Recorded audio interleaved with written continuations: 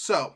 I have a mysterious black bag that entails probably the most crucial part of this chapter. And I'm about to pull it out and show you what it is. No, that's not the stickers. No, it's not the lanyard either. Let me check. There it is. Bakugo? That's not... It's Deku. This is a Deku-centered chapter. We're going to be talking a lot about Deku in this chapter. So be prepared. Oh, wait. That makes a lot more sense. Hey guys, how's it going? It is your boy, Manga Mandrew, and I'm here to do my manga review for My Hero Academia Manga, chapter 412. And let's just say that this chapter is going to be finally the continuation of the battle between Tomura Shigaraki and Deku Midoriya. Yes, this is going to be a major focus for not just this chapter, but most likely for the next few chapters. So be prepared to get a most likely well-animated, well-drawn fight. I say well-animated because My Hero Academia Season 7 is about to come out, and this is going to most likely be, if not a part of Season 7, potentially Season 8. And I really want to talk about this chapter because a lot of what this chapter is the characterization of not just Deku, but Tomura Shigaraki, the main hero and main villain of this series, and how their ideals begin to clash as we get a better understanding of who Deku is as a character and potentially what is going to be leading him to potentially saving Tomura Shigaraki. So let's just dive into the chapter and really talk about what's going on. Also, forgot to say the title of the chapter, which is chapter 412, History's Craziest Hero, which very much fits with Deku as his character because he is the character, or he is the hero that would do the things that no normal hero will do, or heck, no quote-unquote normal person would do, which is why you could consider him crazy for the actions that he is taking, especially with saving Tomura, and how this most likely is referring to the fact that in the beginning of this war, right before the war started, Uraraka and Deku had the conversation about how it's a little bit weird that they both want to save a villain, but that it's actually not that weird because they have similar feelings over it. So you could say or call them crazy for wanting to save the villains, but with Deku's case, and even with Uraraka, yeah, to an extent in their world it is crazy, but it's still something that they want to do. So that is most likely what the idea of the craziest hero title is referring to. It's referring to Deku and the fact that he is crazy for what he has been doing, especially when it comes to also like breaking his bones to the extent that he has done. Yeah, he is truly crazy, but it is Deku, so it makes sense. And to start off, a lot of what we get in this chapter is a lot of action scenes, but a lot of actual choreographed scenes coming from Deku as well as Tomura Shigaraki. As we get the first part of this chapter, which is just Deku just going in, we get to see a new application of Black Whip in this chapter, where it seems as if Deku unconsciously is wrapping Black Whip around his muscle fibers, as we see in this one panel, and we get to see that by doing this, while also combining it with Fajin, while Deku going full 100%, one for all most likely, he's able to do a massive attack that not only is able to disperse the decay on the ground, but also send Tomura Shigaraki flying.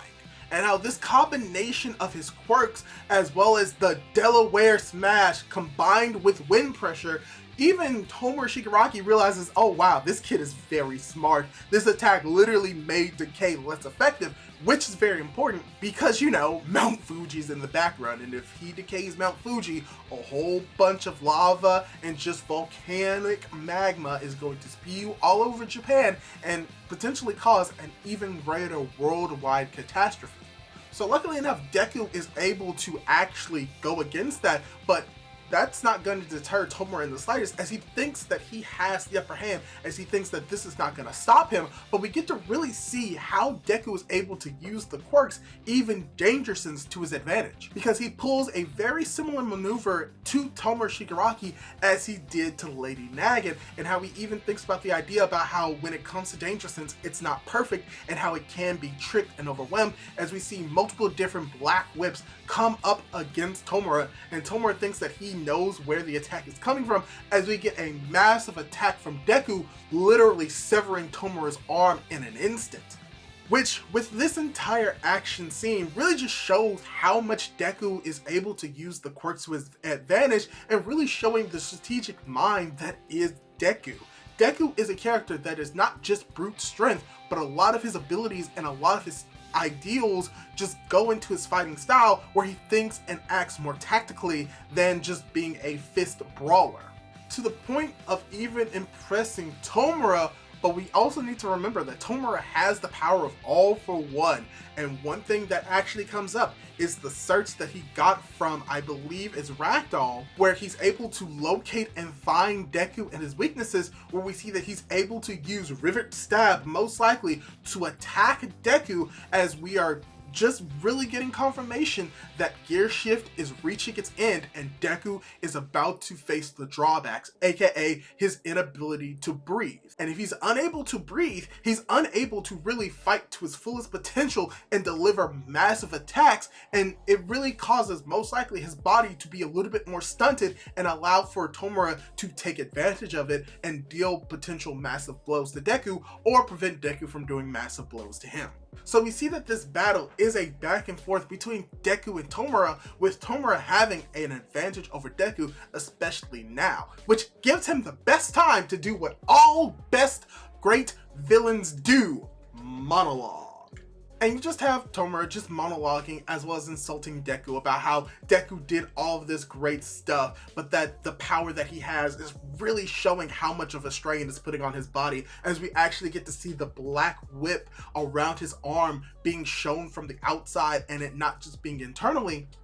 But you just have Tomura just criticizing Deku for the idea that the Tomura, the Tenko inside of him, is still crying, and how he brings up a similar idea to Lady Nagin about how everyone has their own views, or everyone has or sees the world through their own lens. And that because they are looking through their own lens, that they think that they know exactly what's going on with other people. And you just have Tomura telling Deku that what he's seeing is no longer the case, because as he could see the vestiges inside of Deku, Deku should be able to see inside of Tomura,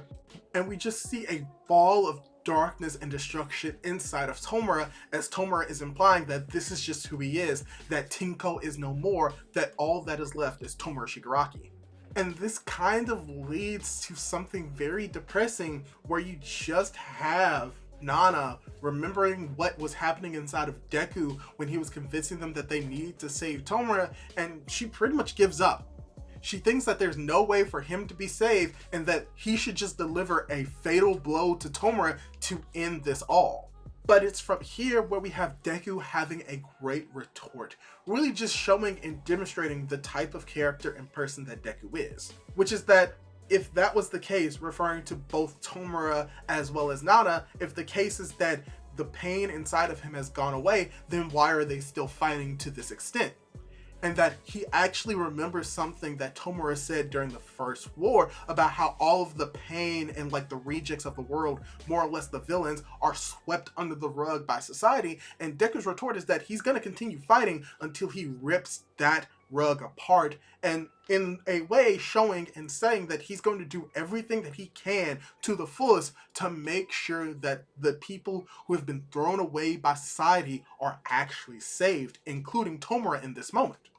And this speech probably leads to one of Deku's most impactful panels, if not in the war, if not in the series, of him saying that he's going to tear up that rug with a determined look on his face, as we see that either it's the energy of One for All forming the X across his face, or potentially the black whip coming from underneath his skin to form the mark itself, which is very reminiscent not only of the second user and his scar across his face, but just a general motif that Deku has always had when he's going full force using the power of One for All. And with that, going into the final panels of this chapter, we have Kuro, who begins to remember the reasoning why he didn't believe in Deku, and we get confirmation that he did look through the memories of Deku, and that by doing so is the reasoning why he now supports Deku. and how this is something that we've known for a while, that they have the capability of looking through Deku's memories, but they choose to give him that privacy. And it's very cool that Horikoshi is bringing that back from when Deku was in the coma and this information was told to us. But why it's important in this moment is that Kudo comes to realization that when it comes to Deku, that this is just the person that he is. That he is a boy that never gives up on anyone, whether it's against someone that he is supposed to hate or someone that is quirkless. He believes in everyone and the goodness deep inside them. And how that being said, the final panels, we have an image of Star and Stripe pointing into the darkness, most likely at a door or something else that we cannot see at this moment, but something that Kudo and the vestige of All Might sees, which leads to potentially a plan that leaves with the final panel and the final words of Deku needing to listen to Kudo, as Kudo says that he needs to give up one for all as the chapter ends. And that's pretty much the end of the chapter. And there's a lot that I can talk about with the last part of this chapter, such as when it comes to Deku's character, and that the characterization that pretty much ends this chapter is just the characterization that we've seen of Deku. Deku is the person that always does his best and always tries and never gives up. And we see that that applies not just to his mentality of fighting, but also his mentality of saving people. He's not gonna give up when the going gets tough, because that's just the type of person that he is. And we get to see the reasoning why we never really got a whole bunch of conflict with Deku from his perspective, because from his perspective it did not matter about what people did to him or did to other people, because he always saw the goodness in people, very much specifically Bakugo. That's the reasoning why we never really got him fully expecting or explaining his thoughts after the apology, because he didn't need to. What he saw with the apology and with Bakugo is something that he always saw within him. So there's really nothing for him to really talk about with Bakugo, because that's what he always thought was inside of him. A heroic spirit and a good person. And the same can be said about people who are quirkless. Even when he got a quirk, he could have looked down upon people without a quirk, but he never did that, because he always believed in the more or less the goodness or the potential in people. And now he's doing that with Tomura. So all of this is just very much consistent with Deku's character that we've seen throughout the entire story, and I'm glad that Horikoshi is reinforcing that idea. And then there's also potentially what the last part of this chapter implies, which I think personally is the idea that Deku is going to give up one for all. And now that may not settle with a lot of people, but this kind of ties into something that we've known for a while, an idea that has been going on in Horikoshi's mind of Deku giving up his quirk, which is going to be more or less a symbol of the most heroic thing that he can do, giving up what he believes and what he wants for others, which is kind of the ideals of heroism.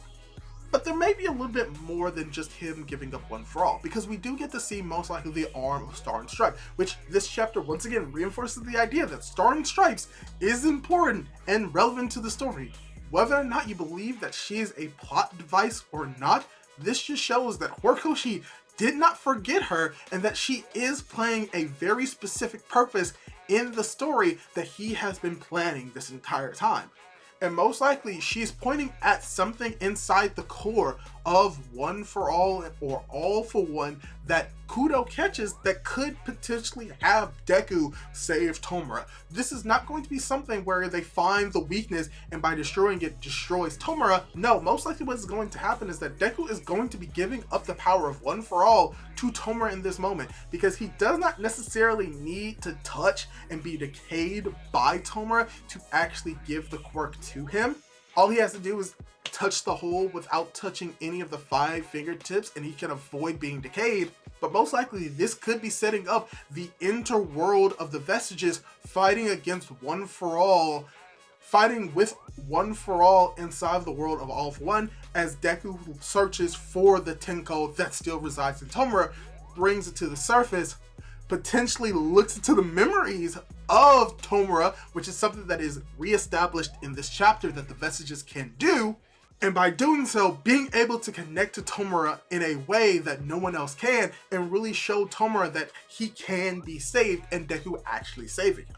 Also, I just remembered something that I also wanted to address when it came to Star and Stripe, and it's the idea that because we're seeing Star and Stripe within the Vestige world, that potentially if Deku were to give up One for All, that he would actually gain Star and Stripe's quirk. And me personally, the idea of it is that because we now know that quirks can reside within inside of the world of All for One, but be so minuscule and be so insignificant that it doesn't even register as a quirk, and the same can be said about One for All with inside of Kudo itself, that the idea is that Stars and Stripes and the quirk New Order actually was transferred over to Deku when All for One, or should I say Tomura Shigaraki, grabbed onto Deku and stole Danger Sense. But we also need to remember that it is established that they can actually see within inside of both of the Vestige worlds, so potentially what is actually being shown is Star and Stripes quirk